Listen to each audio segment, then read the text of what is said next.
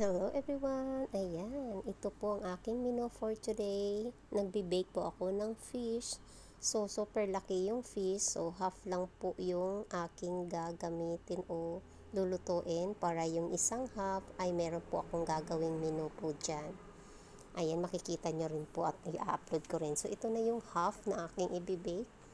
Ayan, lemon, yung balat niya. Kasi pang bawas din sa langsa at din gini-squeeze ko po yung yung lemon din. Nag-ano din po ako, nag-grate din ako ng ginger. Yan.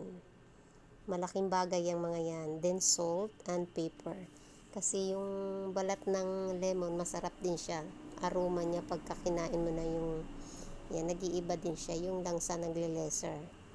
So ito na po yan. Himas-himasin nyo kasi para yung salt ay kumakapit sa isda. Malaki pong isdang ito kaya hindi namin kayang ubusin. Half lang talaga yung ginawa ko.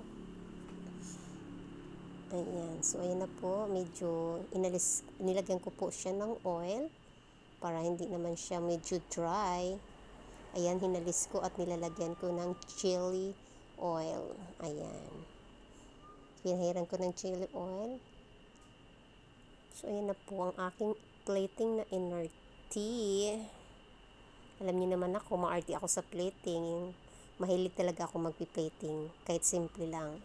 So, yun lang po. Thank you for watching. See you on my next video. Bye!